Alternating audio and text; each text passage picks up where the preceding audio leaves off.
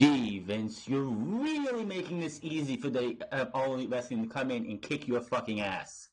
What the literal fuck was that bullshit? Are you fucking kidding me? That was the biggest fuck you to fans. You booked the show a week, 6 days before All Elite Wrestling has Double or Nothing. And that is the fucking result you gave us? Are you kidding me? It's like you're telling the fans, we don't give a fuck about you. AEW, fuck them. Go watch them because we don't give a shit. That was absolutely ridiculous. How the fuck you have a guy like Andrade Cien Almas, Mustafa Ali, Drew McIntyre, Finn fucking Balor, even Randy Orton, Drew McIntyre, Baron Corbin, which I don't care about Baron Corbin. You had 7 fucking guys go out there, kill themselves to have Brock fucking Lesnar come back after being gone for a little over a month just to win Money in the Bank. Give me a fucking break. And people say, want to know why the ratings are down? Exhibit fucking A. Now, Money in the Bank was not a fully bad show. We had some good moments. We had a killer Universal Championship match. The WWE Championship match was not bad either. So the main title matches for this show were actually best parts of the show. Other than that, this show was just a typical WWE piss poor show. You book this show before 6 days before one of the biggest pay-per-views of the entire wrestling century. And this is what you give us.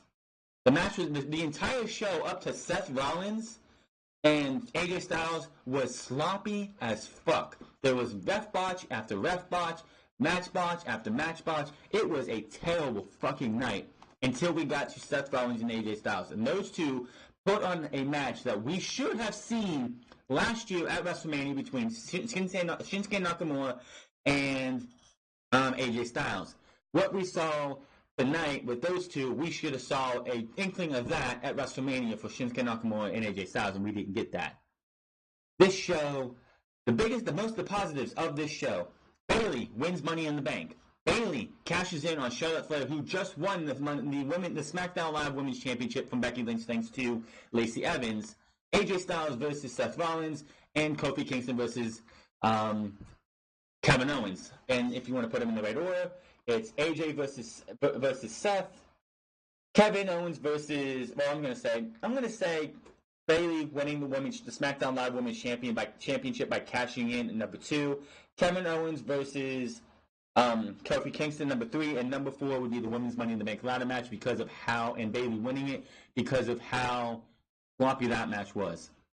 This show was terrible. I will also say another positive, even though the match wasn't as great as the match between Buddy Murphy and Tony Nese at WrestleMania, but the Cruiserweights, for the first time since Survivor Series, and I believe the second time since Dick Fuck got fired, the second time that the Cruiserweight Championship was on the main card. I fully expected that match to be on the pre-show, but we were at 6:30, and it's like 6:30, 6:33 or whatever, and neither one of the matches happened yet. So I'm like, how are we going to have two matches on the pre-show? It is a bummer that Daniel Bryan was not on the main card, especially after being in one of the main events at WrestleMania last month. But the Cruiserweight Championship on the main card, that's awesome. It's just, I wish they would have had a better match. They had a pretty decent match, but it wasn't one of my top 4 matches of the night. This show, WWE, you want the stocks to drop because they the stock market opens tomorrow. I guarantee you. WWE's stock price at right now that I checked, because I checked it during the show when the Super Showdown first ad went up. The stock prices are at $80.08. I guarantee you when that closes tomorrow, it's going to be below 75. Because last time they had a stock, they went to Saudi Arabia, the stocks started to fall. And it's going to fall and fall and fall. And quite honestly, until it gets below 50 or below 40, nothing's going to happen. If that stock continues to drop, the board of directors are going to come in, have a quick vote, and Vince McMahon's going to be gone. So we, as a fan, gotta hope that the stocks for WWE actually falls. It's not going to fall all the way to 0. That's never going to happen, I don't think. But Vince McMahon, the only way we can get Vince McMahon out of power it somehow, some way, the sponsors get involved or the stock market just falls. I'm hoping it drops tomorrow because this was an absolute dumpster fire of an ending to the show. The men's Money in the Bank ladder match, you had 7 fucking guys. 7 guys, because early in the night they showed Sami Zayn, they showed Braun Strowman, who wasn't supposed to be there, looking for Sami Zayn. We cut back a little bit later, and Sami Zayn is being hung up by somebody. They didn't show who. Triple H later finds Braun Strowman and blames him for it. Braun says, I don't know what the hell you're talking about. He sends him out. So the match started for the men's Money in the Bank ladder match with 7 guys, and I'm like, so we're not going to get an 8th? Lo and behold, we had Brock fucking Lesnar. We had these guys kill each other. A sunset flip powerbomb by Andrade Cien to Finn Balor off of the fucking ladder onto another one. It's just one of the many things that happened in this match. These guys could have ended their careers. We had Mustafa Ali hit a Spanish fly on Almas off the ladders, off of 2 ladders standing up. And yet, these guys were not worthy enough of Money in the Bank. There was a report that came out right after WrestleMania, I believe, that Creative wanted to make the Money in the Bank ladder match winner important, make a star this year, because they fucked up on the last 2. Obviously, Vince McMahon didn't agree with them, because what did we get? Brock fucking Lesnar. This is ridiculous.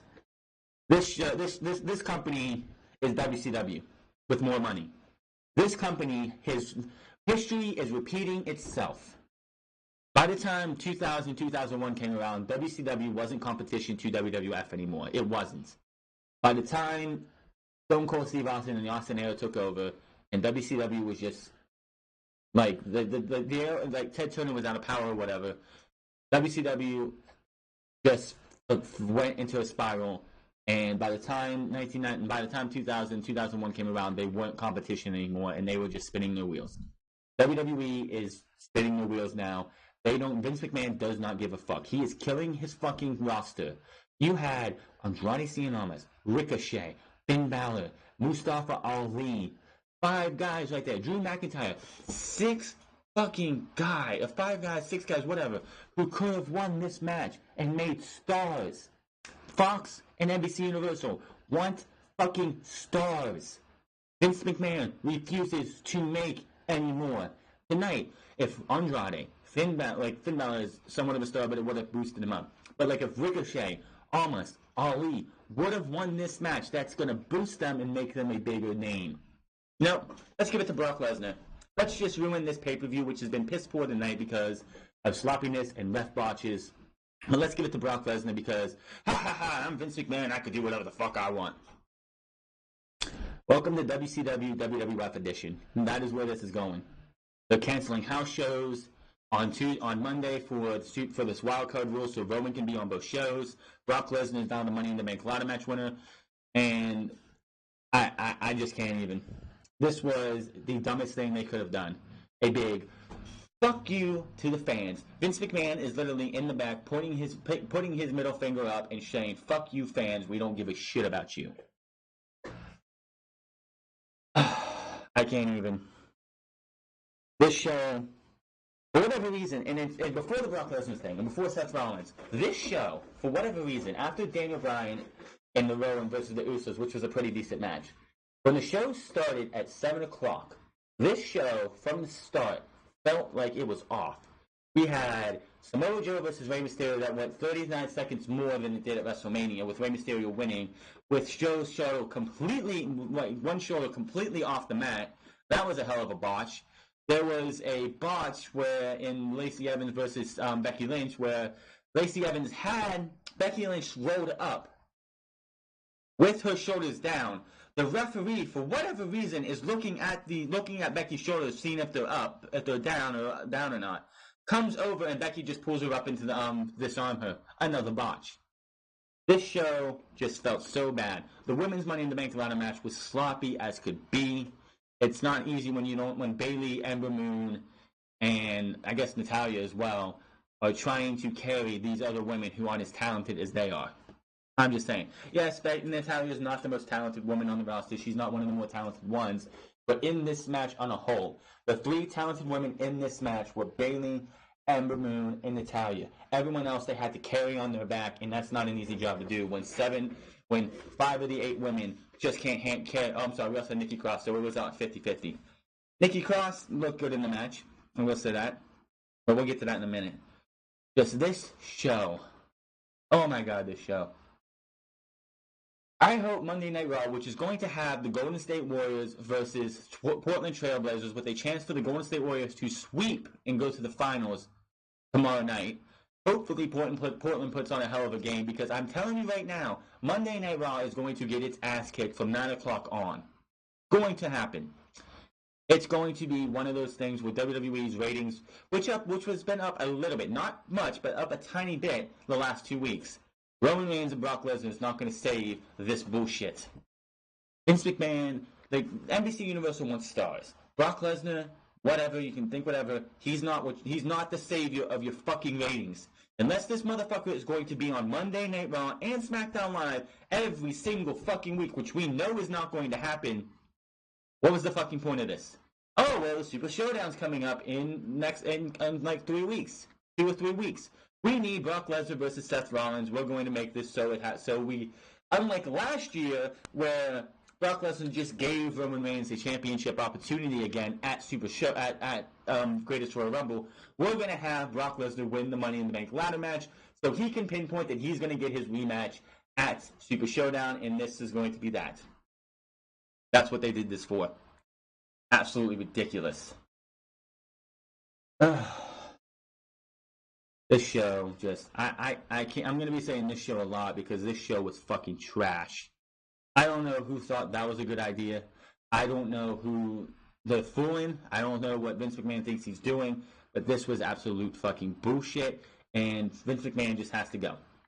Tonight, if you want to know why the ratings are down, why fan interest is down, why morale is down in the back, why people want to fucking leave this company and go somewhere else, other like AEW, Impact Wrestling, anywhere else, look at Exhibit A. Brock Lesnar over Finn Balor, over Mustafa Ali, over Cien Almas, over Ricochet, over Drew fucking McIntyre, over Randy Orton, and Baron Corbin was there too, but still, over those 7 guys who literally put their lives out there to kill each other to win this damn thing. When Mustafa Ali hits the Spanish Fly on Almas, fucking Cole is literally saying, he screams in his mic, "What is wrong with these guys?" Well, they want to be Mr. Money in the Bank. Why did these 7 guys, why the fuck did they go out there if Brock Lesnar was going to be the winner? This was fucking stupid. Absolutely fucking stupid. The first match we had of the night, though, getting on to the matches, we had Daniel Bryan and Rowan versus the Usos. As we said before, it sucks that Daniel Bryan, who was in the 10 o'clock main event of WrestleMania, one of the 3 big matches, one of the big feel-good stories of WrestleMania, he was the WWE champion going in. And now, due to an injury he had coming out of WrestleMania, he was on the pre-show. This was not for the tag team titles. This was a non-title match. I saw a couple of predictions where people thought this is for the tag team titles. Before the match, out come the Usos, Jimmy and Jay, who are for a SmackDown vs. Raw match, which, by the way, with this wildcard rule, when we get the Survivor Series and we're doing the SmackDown vs. Raw matches, I don't want to fucking hear Michael Cole say ever again the one night a year Raw versus SmackDown ever happens, because quite honestly, that's what you got tonight. They called Rowan and Daniel Bryan SpongeBob and Patrick. Why? By the way, Rowan was rocking the Slipknot shirt tonight. So if anyone knows, this guy's like a heavy metal grunge guy. There you go. Pretty good back and forth match between these two. Rowan grabs Jimmy and sends him into the apron, but Jimmy sends Rowan to the floor. Jimmy runs the ropes for a suicide dive, but Rowan catches him. Jay makes the save, and then hit a pair of super kicks on Rowan but he's still standing. A double super kick drops him to one knee. The Usos hit the ring and run the ropes for a double dive, finally bringing Rowan down. Bryan runs the ropes, but the Usos meet him at the ropes with a big shot. The Usos go to the top corner and hit the double splash on the 1, 2, 3 for the non-title win. Obviously, this is probably going to be wild card rule. Rowan, the Usos versus Rowan. I'm going to call them Eco Warriors. They are the Eco Warriors. Just going to say that. You want to give out names, Vince McMahon? There you go. You got the Eco Warriors. Daniel Bryan and Rowan. The Eco Warriors are going to face the Usos for the SmackDown Live Tag Team titles in Super Showdown. That's where this is going. I have a feeling that's where this is going. After the match, the Usos recover and celebrate as we go to replays, back from the panel. The panel tonight. Oh my fucking god, the panel tonight. I watched the pre-shows because of matches, and I want to review those matches if they're really good, and this match wasn't as good as the SmackDown match 2 weeks ago where they battled for the tag team titles, but it was decent enough. This panel tonight had Sam Roberts, Charlie Caruso, Johnston Coachman, and David Otunga. This entire fucking panel, from the time they started until this match happened, was bicker. Everyone was bickering with each other. Everyone was talking over each other. It was like, I wanted to literally, like, grab a microphone and say, shut the fuck up. Then, right before this match, they bring Beth Phoenix, who's the newest NXT commentator, which she did a hell of a job in the first night, and Sonya Deville. And all of a sudden, Zelina Vega comes up, and Zelina Vega and Sonya Deville are bickering back and forth like fucking children. I literally wanted to rip my fucking ears off. It was so goddamn bad. It sucks again to see these four men on the pre-show, but that's what we got.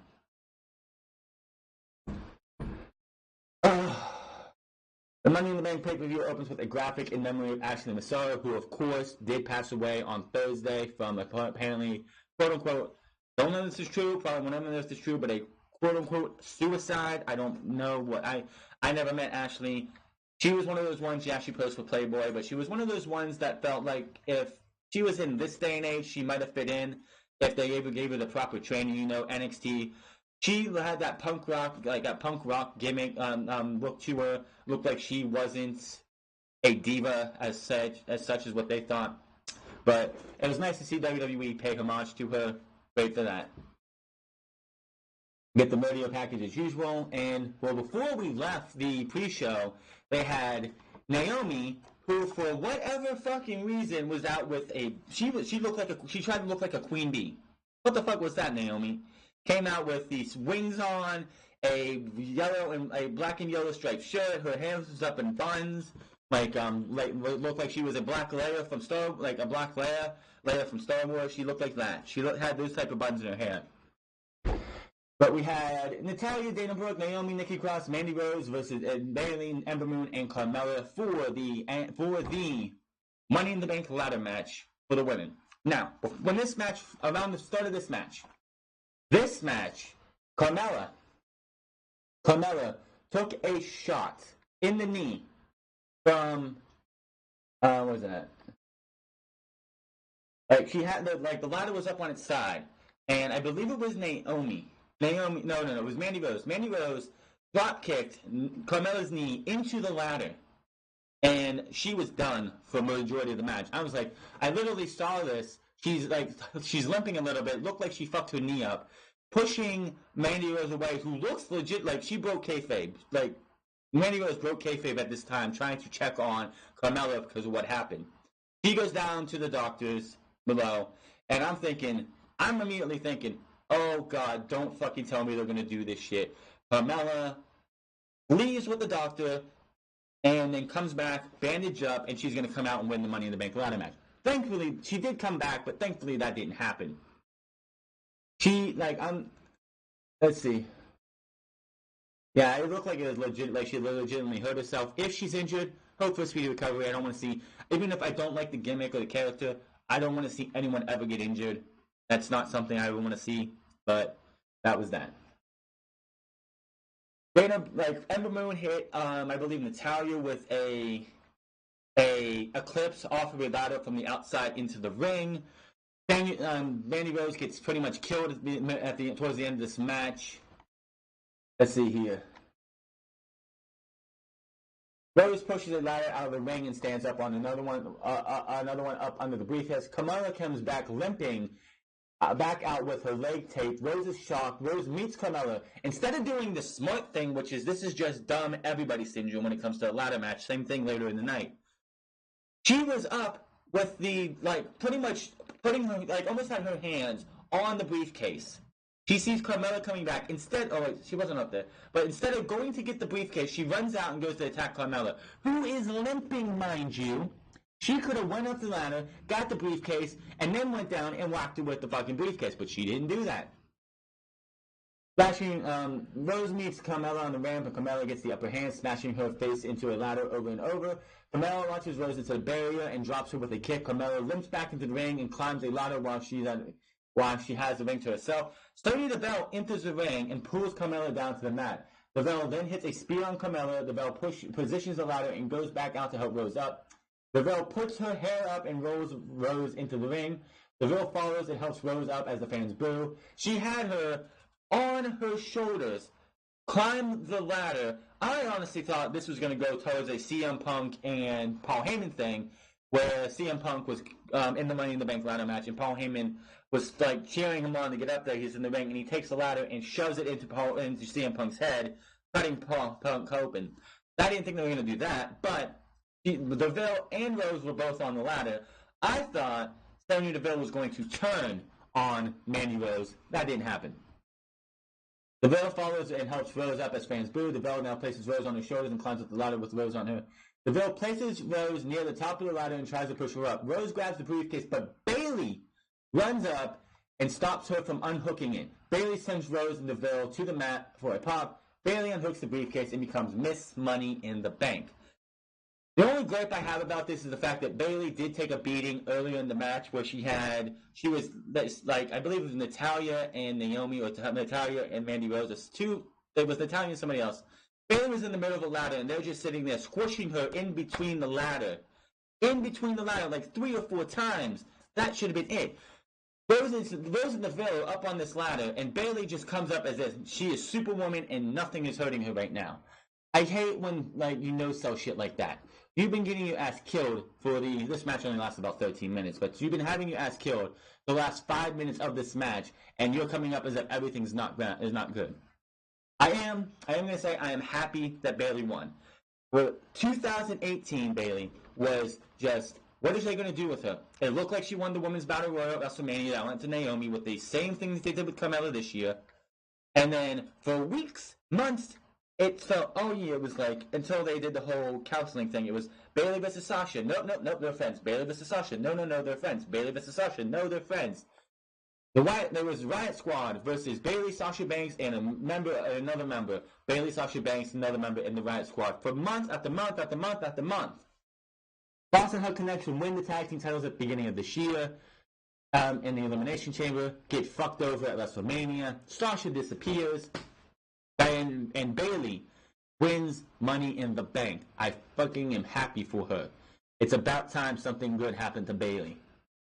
After the match, Bayley clutches the briefcase up high on the ladder as the music hits. Paige cheer on as she looks out and raises the briefcase in the air. We go to replays. Charlie Caruso enters the interview Bayley after the match, asking for about her tag team with Sasha and what they did and how she came to SmackDown. Bayley says she's proud of what she and Banks accomplished, but she came to SmackDown to prove a point. To remind everyone what she's capable of, and she did just that tonight. Bayley says she proved she's not just Bayley, she's Miss Money in the Bank. She goes back to celebrating as the music hits. So, awesome for Bayley to win a match. Awesome for Bayley to win the Money in the Bank ladder match. She would not hold the Money in the Bank briefcase for long. We will get to that later. I don't know who held it longer, her or Alexa Bliss. I will have to ask that one. But we see what led Sami Zayn to replacing Braun in tonight's Money in the Bank ladder match. Triple H is in the back on the phone when Sami comes in. Sami says that they have a big problem. Strowman, Triple H shuts him up and says Braun has been banned from the building. Sami still wants some protection, but Triple H tells him to go put his fist up. We see Rey Mysterio backstage with Dominic. Was that the next match? Yeah, this match. Rey Mysterio versus Samoa Joe. And out came, this match lasted 39 seconds more than the match at WrestleMania. The bell rings and Joe goes right to work on Rey's leg. It's a kick. Some fans chant for Joe as he keeps control of Rey. Rey fights back with speed, but Rey comes back and hits a splash to drop Joe. Joe comes back and works way over. The senton from the top apparently busts Joe's nose open. He was busted from the nose. He had a cut on his eye. He looked messed up. They go for a few minutes until Ray, with a sunset, a flip, or I don't know, I think it's called a hurricane on a flip or whatever. When he used to do the West Coast pop, that. He did like the West Coast pop out of nowhere with his shoulder. Like Rey Mysterio does the flip, pins him. Joe has his shoulder up. 1, 2, 3. The referee counts, and Rey Mysterio becomes a Grand Slam champion, modern day Grand Slam champion. After the short match, Joe and Rey are both shocked. We see Dominic backstage celebrating. The referee hands the title at music at ringside, and he's still shocked. We go to replays as Rey music hits. Graves insists Joe's shoulder wasn't down. No, really. It is blatantly obviously that Joe's shoulder was not down at all. Cole agrees. Dominic comes running down to celebrate with Rey. Joe suddenly attacks Rey on the ramp and runs him over. Joe keeps the attack going and brings him into the ring, hitting a Uranagi. Joe turns his attention to Dominic, who watches from ringside. Joe drives Rey to the mat again and hits a big senton as Dominic watches from ringside and fans boo. Joe walks off with Rey while Rey's son checks on him at ringside. A bloody Joe watches from the stage and heads to the back as Rey's music starts up. Match was shit. What happened afterwards, I fucking loved. Samoa Joe is like, hey, you took my title, I'm going to embarrass you and humiliate you in front of your son and gloat and be happy with what I'm doing while your son watches. Samoa Joe just showing he's savage. I wish they would get behind this guy. He did nothing with the United States Championship. I wish he would have done a lot more, but this is WWE. The rumor going around is that Rey Mysterio is, like, Dominic is signed to WWE, and that Rey Mysterio is eventually going to pass the mask on to Dominic. We'll have to wait and see what goes there. Interesting, but yes, Rey Mysterio wins the United States Championship in 1:39. That would not, and this is fun. That would not be the shortest match in the night, mind you. We see Braun Strowman backstage going on the rampage looking for Sami Zayn. So he's supposed to be banned from the building, but nah, he was there. Steel cage match: The Miz versus Shane McMahon. This match sucked. This match went way too fucking long. This was Shane McMahon and The Miz trying to make themselves look like they were good in a cage. This match went too long. All I gotta say is Shane hangs on to The Miz, but keeps trying with half of Shane's body hanging over the other side of the top of the cage. Shane slips off out of his shirt and falls to the floor to win the match. So, 2 matches in a row, Shane McMahon has won by fucking luck. WrestleMania, he takes a suplex off, Miz suplex Shane McMahon off of the balcony, off of this camera rig, to a mat below. They bounce when they fall, and Shane McMahon's shoulder is over top of The Miz. This time, Shane McMahon slips out of his shirt to win the match. Is this going to happen again? Are we going to see this at Super Showdown? Are we going to see this again at Stomping Grounds? Are we going to see this again at Extreme Rules and again at SummerSlam with Vince finally getting the conquering win? God, this was fucking pathetic. That match was not even worth it.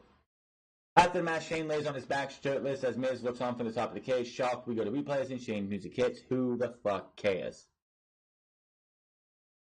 Camera cuts backstage as Sami Zayn hanging upside down. Triple H and crew push the camera from the backstage area as they rush to get Sami help.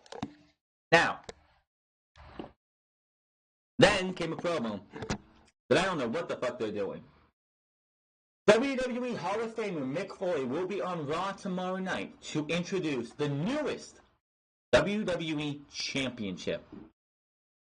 I have one guess of what Mick Foley, of all people, Mick Foley, the hardcore legend, what championship do you think, out of all championships, that he would be coming to debut?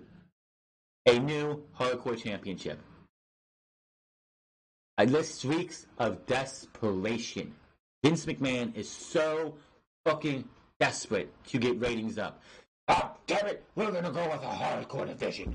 We haven't done hardcore in a long time. Even Extreme Rules isn't hardcore anymore. But we're going to put a hardcore title in the mix again.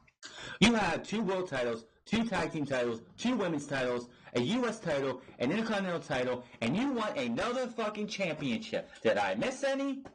205 Live and NXT and NXT UK don't count, but you have 8 fucking championships on the main rosters right now. You want another one. I guess you can count 205 Live because it's on the pay-per-views. So that's 9 titles that show up on pay-per-views. Do we need a 10th? If it's the hardcore title, please, for everything that is green, God is like God, whatever. Do not do the 24-hour rule bullshit because that will fucking change the channel like that. I watched that shit on the WWE Network because I was 7, 8, 9, 10, 11 years old when the Attitude Era was going on. I wasn't watching. No, I didn't get WWF. I got WCW, so I know what WCW is like, and this feels like WCW. But I saw this. I actually, when the network came out, took it upon myself to go back from day 1 or episode 1 all the way up to 2000 and the end of 2003 when I was able to actually start watching WWE on a regular. I did. The 24-hour hardcore rule bullshit was boring. It wasn't funny. It was stupid. Of course, this was 2014, 15, 16, 17. I finished up the first few years, the first 10 years in like 2017. But yeah, it was bullshit back then, and I don't want to see it now. It's not. That would not work. The hardcore 24-hour rule might have worked if it's the hardcore title and they want to do that. That worked maybe in the late 90s, early 2000s. It wouldn't work today at all. Cruiserweight Championship, Tony Nese versus Ariya Daivari. I have not really I'm going to be honest, I haven't really checked up on 205 Live. But watching this match, I'm going to tell you and be really honest. This match, compared to what we saw with Tony Nese and Buddy Murphy last month at WrestleMania, night and day. This match was not a bad match. Give it to you. This was not a bad match. It wasn't a great match. Buddy Murphy versus Tony Nese blew this out of the water. I'm just going to tell you that right now. Vic Joseph and, of course, Aiden English and Nigel McGuinness were at ringside. Anyone knows why is Aiden English not wrestling in the ring anymore? Because WWE has no use for him in the ring. They don't want to use him in the ring. And apparently he has signed a commentator's or a announcer's contract because he's able to do conventions that wrestlers will not be able to do. So the reason he's on commentary is, one, Percy Watson wanted to leave WWE eventually, and he wanted to get off the commentary booth. And 2, he's married to Shaw Guerrero, which is Eddie Guerrero's daughter. So we got to be nice to a member of the Guerrero family by marriage. Like I said, not a bad match here. Nothing to write home about. This Tony Nese, when you think of the Cruiserweight champions that we've had in the last year, Cedric Alexander, Buddy Murphy, Tony Nese, I'm going to say Buddy Murphy and Cedric Alexander as champions was probably on par with each other. Tony Nese, I think, is a step back. I think he's a step back. Why you have a babyface if he's still doing the 1, 2, 3, 4, 5 abs thing? That's kind of stupid. Tony Nese ends up winning this after Nese charges for a knee, but Daivari jumps up and super kicks him to the mat. Daivari goes to the top and hits a big splash. Daivari keeps going with the signature moves and hits the big lariat.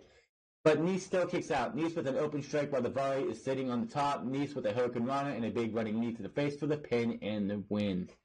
I don't remember what the running Nese. That's right, they call it the running Nese.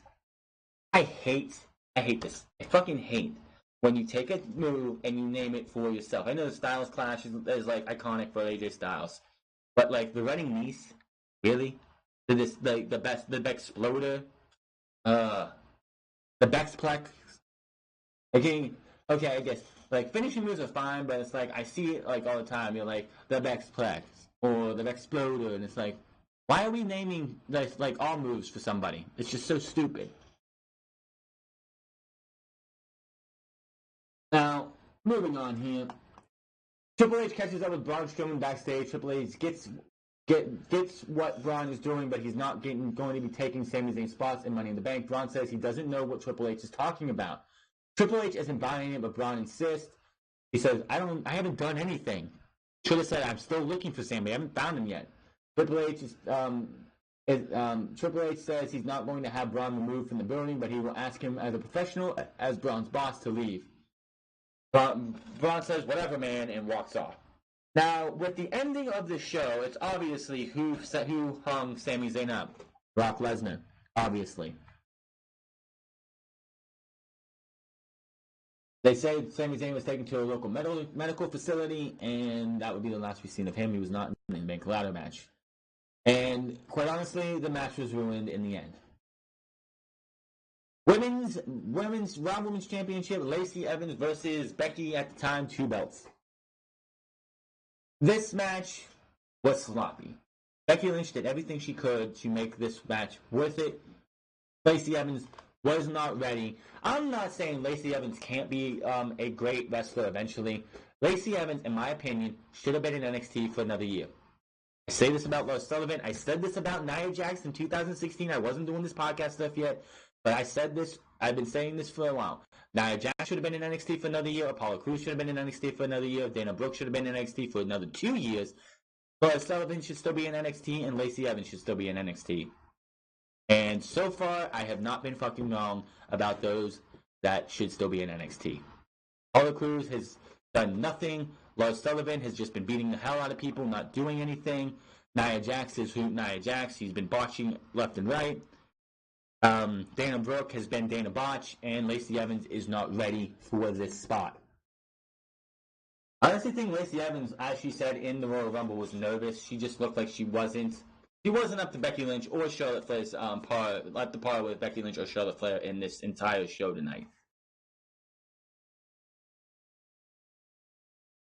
Not getting into semantics here. Becky mounts on her offense as fans cheer her on. Becky with a Bexplex, it's a suplex. It's a exploded suplex, another type of exploded suplex, but they say the Bexplex. Why? Why does it have to be called the Bexplex? And a shot in the corner. Becky comes up the top and barely hits a drop kick as Evans moves back.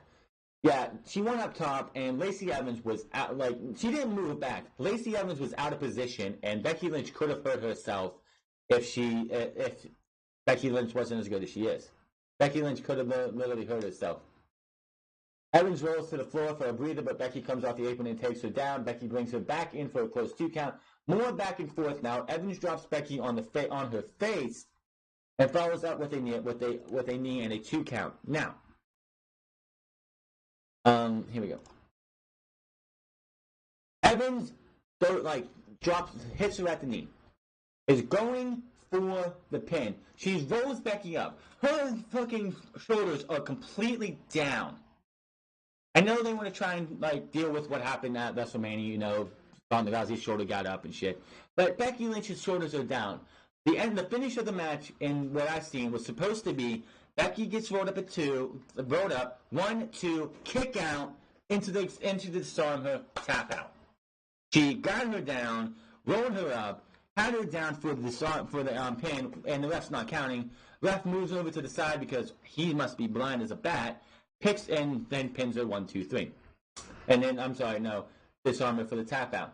So that's 2 botches in this show for referees. Referees did not have a good night tonight. I'm telling you that right now. After the match, Becky takes both titles and stands tall as the music hits. Becky makes her exit, but out comes Charlotte Flair. And, wow, I love that transition. Out comes Charlotte Flair, who wants to have her match right now. Becky didn't have to have this match right now. This was scheduled for later in the night, apparently. SmackDown Women's title match, Charlotte Flair versus Becky Lynch. This was not a long match. Let's see what we got here. They unload on each other with strikes in the middle of the ring. Flair drops Becky and smacks her. Becky avoids a big boot and drops Flair by jumping at her. They talk trash and trade more shots from their knees. Now, they fight to their feet and keep trading big shots in the middle of the ring. Becky goes to the upper hand and goes to disarm her, but it's blocked. Flair knocks Becky down and puts a boot onto her. Flair uses the bottom rope as Becky's neck again, taking advantage of the 5 count. Flair goes for a natural selection on the apron, but Becky hangs on the rope and Flair lands hard on the floor. Charlotte Flair is outside recovering from this. Becky's in the corner. Lacey Evans runs down and decks Becky with a woman's right while the referee is looking at Flair. Flair tries to take advantage, but Becky counters this into a roll-up, and I'm like, oh shit, then that was for nothing. But no. No. Flair comes right back with a big boot to pin and win. So your new champion at this time was Charlotte Flair. Now, as we continue this, after the match, Flair takes the title and celebrates as the music hits. We go to replays. Flair mocks Becky while she sits in the corner. Becky leaves and then starts beating the hell out of Lacey Evans for costing her the SmackDown Live Women's Championship. Before we go any further, the reason Becky Lynch, and she should have lost the SmackDown Live Women's Championship, and if they weren't going to merge the titles, she needed to lose this so she can be on Raw, Charlotte could be on SmackDown, she can be with her boyfriend, and we could have somebody be SmackDown Live Women's Champion on SmackDown. I know they had the wild card rule, but Becky and Charlotte don't have to see each other for the rest of the year. Flair drops Lynch from behind. Flair and Evans take turns on Lynch in the ring. Bayley out comes Bayley with the Money in the Bank briefcase. Bayley hits the ring and unloads on Evans and Flair. Bayley kicks Evans out of the ring, but Flair attacks Bayley from behind. Flair boots Bayley, puts the boots to Becky again. Flair ends up going down in the corner. Bayley stands up and fans chant for her to cash it in. Bayley's looking at the briefcase, and lo and behold, who's the fucking referee? It seems like every single time there's a fucking cash in. Mike Chioda. Somehow, someway, this motherfucker is always there when someone has to cash in. This time, unfortunately, he actually gets the briefcase and is like fast than normal. I remember last year when Carmella cashed in after WrestleMania, she had the briefcase, gave it to him, and he asks her, do you want this? Goes to look like he's going to go over the thing, and then he comes back to her and is like, you really want to cash this in? Like, this time was a lot better. He hands it to the ref, and she wants to cash in. Bayley grabs Charlotte, pulls her over in the corner, goes up, and hits the Macho Man-esque elbow for the 1, 2, 3. Bayley leaves Money in the Bank as the SmackDown Live Women's Champion. Holy shit. Talk about a 180 or a 360 on the career compared to last year. Yes, I know she won the tag team title with Sasha Banks. That wasn't going to go anywhere. But somebody who hasn't had the women's championship in almost 2 fucking years. Actually, I think it's been 2 years. She lost the title to Alexa Bliss. I believe it was at Extreme Rules, or was she like the challenger? But she lost the title to Alexa Bliss in 2017. Didn't have one championship opportunity last year. One at all, because pretty much after SummerSlam, it was the Ronda Rousey show. She didn't get a championship opportunity until the night after the Royal Rumble, if I'm correct, when she faced Ronda Rousey. So, great to see somebody who has been working their ass off and be given the shaft time and time again to actually do something. This was not match of the night. This was moment of the night. Plain and simple. This was moment of the night. I can't say Money in the Bank was a completely terrible show, because the fact that you had this moment and the AJ Styles versus Seth Rollins match, which we'll get into in a little bit, but this was moment of the night. He celebrates with the fans. She celebrates as the music hits. He's up in the crowd and everything, and it was just awesome to see. We see Roman Reigns walking backstage with his match with Elias. Elias suddenly appears from behind and drops Reigns with his guitar. Elias makes his way out to the ring and next gives his performance with an electric guitar. Elias makes his exit, stops at the stage, and poses one more time, but Reigns' music hits, and out he comes with a big Superman punch, brings Elias into the ring, and this was the shortest match of the night. We go from Rey Mysterio versus Samoa Joe, which was a minute 39, to Bayley and Charlotte Flair, which was 17 seconds, to this piece of piling shit 9-second match. I really wanted to say, and you wonder why the ratings are down, this is why. But I didn't even expect to see what we saw at the end of this night. I'm just saying. Now this leads to a video package next, which is going to be the match of the night. Don't at me. This next match was the match of the night. AJ Styles versus Seth Rollins. Unfortunately, my TV, I don't know what the fuck's going on with my TV. I missed the beginning of this match because my TV decides it wants to turn the volume down on me for whatever reason. I'm literally sitting there and the volume, I don't have a remote. My remote broke for this TV a long time ago, and it's just I use the buttons on the TV. I know, bad idea. But I'm just sitting there and I have it like at 25, And the next thing you know, it's like 24, 23, 22, 21, 0. And I'm like, what the heck? And since I'm watching through PlayStation, and this is one of those TVs that if you turn your TV off, it puts your PS4 in mess mode. That happened at least twice. You know, trying to mess the volume and stuff. I hit the power button off twice on accident, and it puts you in mess mode. So, yay me. But what I saw from this match, this was an excellent match. These guys fucking killed it. These guys went and put their bodies on the line, and they made this, like, I was like, this match saved the show. This match saved the show until the main event. I cannot, and I'm just going to tell you right now, I cannot do justice to this match. I cannot. They both get up at the same time after a move. AJ with a moonsault and then into the inverted DDT, which I fucking love when he does that, especially like in the spur of the moment. From the second turnbuckle for a close 2 count. AJ waits for Rollins to get up, but he walks right into a big super kick from Rollins. They both go down. They get up and trade shots in the middle of the ring as fans are doing dueling chants. AJ unloads with strikes and an insecurity. Rollins avoids the Pele kick and kicks AJ in the face. Rollins goes to the stomp, but AJ turns it into the Styles Clash. Rollins barely kicks out in time. Oh my god, this was fucking awesome. He, like, this was like on the par with Randy Orton hitting the RKO out of the stomp at WrestleMania 31.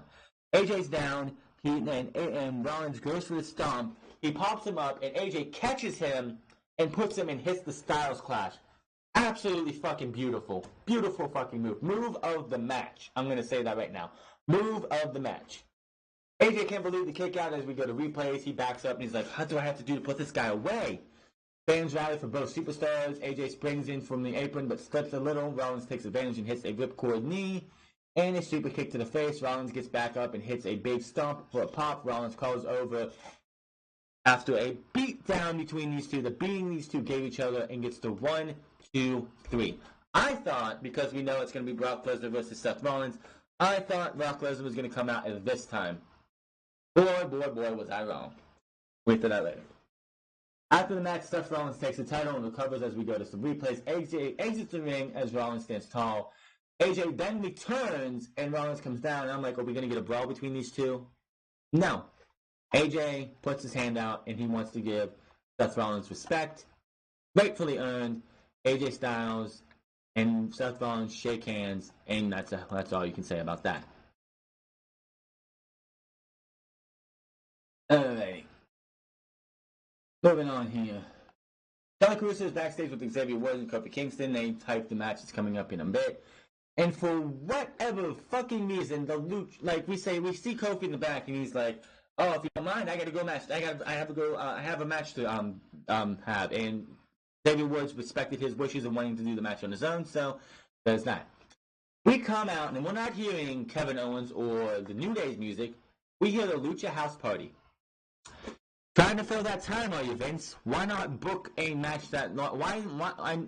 I know Roman Reigns and Elias in a long match would have just been terrible, and it lasted 9 seconds. You couldn't give me Samoa Joe versus Rey Mysterio for at least 5 minutes? At least the time it took for you to have this fucking segment? Lucha House Party, Greg Montevideo, Kalisto, and Lince Dorado to come out for 6-man tag match, which was not booked. They take the match before the match to come on every day being the Lucha House Party, and out comes Lars Sullivan to... I'm not gonna speculate, but do you think Lars Sullivan, with all these derogatory comments that he had to get fined for, and Mars Wrigley and all this backlash that you had, do you think it was really wise to have him beat up 3 Mexican luchadors after everything that he's been put through and everything he's gone through, bullying 3 minorities? Are you kidding me? This doesn't look. This makes WWE look pretty bad, and Lars Sullivan look even worse. This guy comes out and beats up 3 minorities for what reason? Because he's Lars Sullivan. Yeah, this was pathetic and not something we needed to see. If you're not going to put this guy in a fucking match, put him back down in NXT. He has no business being on this show if he's not going to be in a fucking match. God damn. Kevin Owens versus Kofi Kingston. Like I said, Seth Rollins versus AJ Styles, from what I got to see, was a great match. These guys beat the fuck out of each other. This match was not bad. I'm not going to shit on it and say it was a bad match. But can I say something again? Kofi Kingston, you are the WWE champion. I know you like to be fun. I know you like the pancakes. You know you like to be all happy and good looking and everything. But seriously, this guy has beat you up, infiltrated the New Day, stabbed you guys in the back, hurt Xavier Woods not once, not twice, but I believe 3 times. And yet you're coming out for the biggest match of your like the biggest match of your career, because winning the title is one thing, defending it's another on pay-per-view. This guy has made your guys' life hell. And you're coming out smiling, tossing pancakes, acting like everything's all fun and games. Why are you not coming out serious? No jumping, no skipping, no pancakes. For just one fucking night, can you drop the goddamn pancakes? God, this was terrible. I hate that. I fucking hate it. You're the WWE champion, and this guy has been making your guys' life hell on SmackDown Live. Take this seriously. Like, this is just so fucking annoying. You're WWE champ after 11 years, and this is what you want to do. God, I hate this shit sometimes. Like I said, not a bad match. I think they could have done better. Owens blocks Trouble in Paradise and drops Kofi into another Boston Crab. Which I don't remember Kofi Kingston ever being billed from Boston, but the WWE's I think it was WWE Network's Twitter page put out when they put the first Boston Crab on Kofi. He's like, Kevin Owens putting the Boston Crab on Boston's own Kofi Kingston. That's just wrong. It's like, the last time I checked, Kofi Kingston has always been billed from Ghana or Jamaica, right? Am I wrong? He might be living in Boston, but I thought he was from Ghana, or that's where he's billed from. Owens plays to the crowd some as he gets up. Owens goes for a super kick as Kofi also goes for a move, and they collide. Kofi tackles Owens and unloads with strikes. Owens counters the move and nails a pop-up powerbomb into a sit-out powerbomb for the 1-2 kick out. Owens is frustrated now as he yells at the fans to stop laughing. I swear it sounded like he said stop clapping. Kofi blocks the stunner and hits a Trouble in Paradise, but this is how you do a, we don't want the person to get beat with the first finisher. We don't have to do kickouts every time. Kofi hits Trouble in Paradise. What does Kevin Owens do? He doesn't fall down and kick out of Trouble in Paradise. No, he falls down and rolls out of the ring. This is how you fucking do this. You don't have to have kick out a finisher after kick out a finisher after kick out a finisher. This is great. Putting your arm or leg on the ropes is great. I get so sick and tired of seeing matches where it's like 5 finishers, like 10 finishers are hits, and 9 of them get kicked out of. It's just too much. It's overkill. I know that's a little bit of exaggeration, but you get what I mean. Owens is laid out on the floor as the referee counts. Kofi brings him back in the ring, and Owens kicks him and nails the stunner. Owens covers, but Kofi gets his foot on the bottom rope. Again, another perfect way of not having the person get pinned and protecting the fucking finisher. The stunner doesn't get kicked out of. He puts his foot on the rope. On the rope. That is great. Do that some more. We don't have to have the kick out or the last second kick out. People say Johnny Gargano versus Adam Cole is a 5-star classic, and it's the greatest match in NXT history. No, it is not. It is a great match. It is a 4.5 to a 4.5 star. Too many kick out of finishers. Too many unbelievable things where it's like the Undisputed Era comes out and beats the hell out of Johnny Gargano to the point where he should not be kicking out, but he still kicks out. I know it's like, oh, he's got the heart of a champion. I don't care. Too many kick out of finishers. They showed you in this match 2 fucking ways to prevent doing that so many fucking times.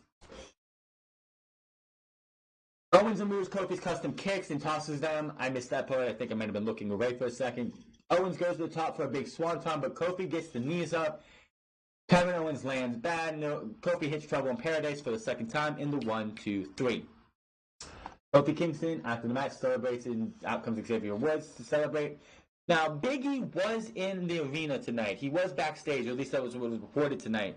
So that would have been, I think, a big pop for the fans, even if he wasn't able to do anything. They could have had a Tommaso Ciampa, Johnny Gargano type moment where Xavier Woods and Kofi Kingston are walking to the back. He raises the title one more time, and then Big E, without even being advertised being there, walks out limping or on crutches to celebrate with his boy Kofi Kingston. I think that would have been great, but they didn't do that. That's just on me. Do I have to do this again? Do I have to talk about this again? It's time for the biggest slap in the face. It was announced that Bobby Lashley and Braun Strowman was added to the Super Showdown. Who gives a flying fuck? That show, I am abstaining from that show. Anything in Saudi Arabia will not be advertised or will not be talked, or will not be reviewed or watched for this channel. I'm just letting you know. I did it for Greatest Royal Rumble, but I'm never going to do it again because I don't want to. I don't want to mix up with that shit. I'm abstaining from that. I'm sorry. Baron Corbin, Drew McIntyre, Finn Balor, Andrade Cien Almas, Randy Orton, and Mustafa Ali, Ricochet. I'm going to try this again. Baron Corbin, Ricochet, Drew McIntyre, Finn Balor, Andrade Cien Almas, Randy Orton, and Mustafa Ali versus question mark, who we found out later. This match pisses me off. These 7 men that I just named are killing themselves in this match. Killing themselves.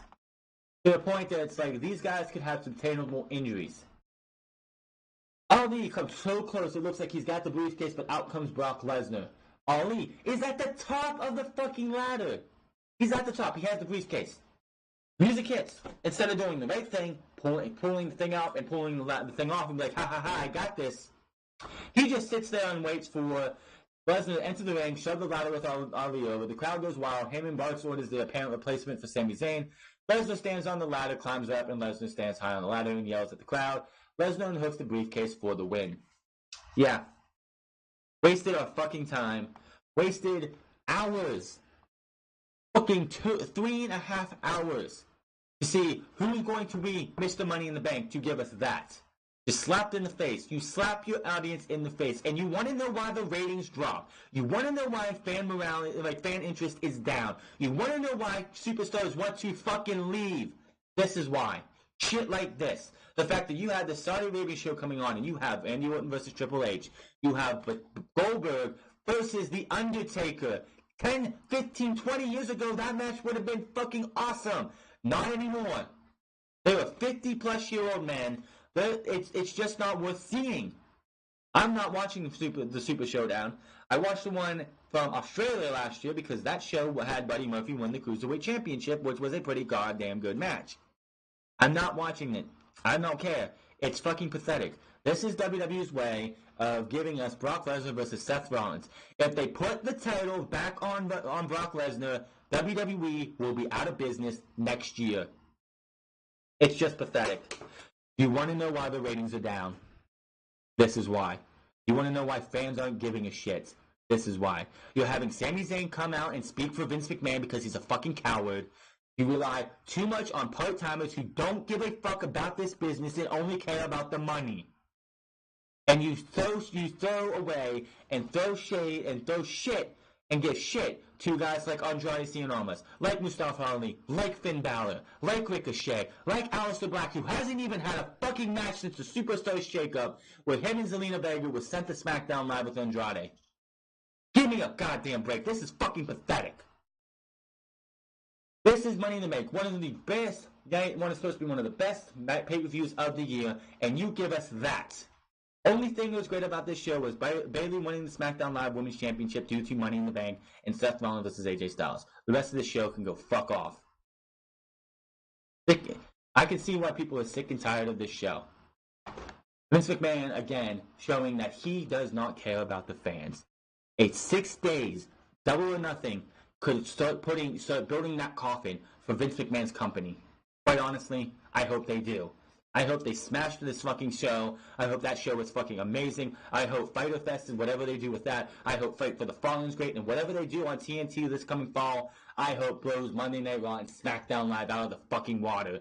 So Fox can see their fucking ratings go so far down that nobody fucking watches. Nobody watches Monday Night Raw. And it's all Elite Wrestling from here on out. This was fucking garbage. You ruined the fucking show by doing that. Everyone was like, I was like, okay, not a bad show. Like Seth Rollins, AJ Styles, good match, great match. Owens versus Kofi Kingston, good match. And you had this Money in the Bank ladder match, which made up for everything else outside, of course, Bayley, where that was something that was deserved. Other than that, this was trash. And I don't want to hear one fucking soul defend this garbage. There is no fucking reason to defend this shit. Absolutely ridiculous. fucking pathetic, and Vince McMahon again should be ashamed of himself. What an abysmal decision, and what a piss poor fucking end to a semi-okay pay-per-view. I'm getting out of here. You find me on Twitter at The Franz. Find me on twitch.tv/TheFranz08. Hit that subscribe button, comment down below, like or dislike this video, and I'll see you guys tomorrow to see what this this new championship is going to be on Monday Night Raw.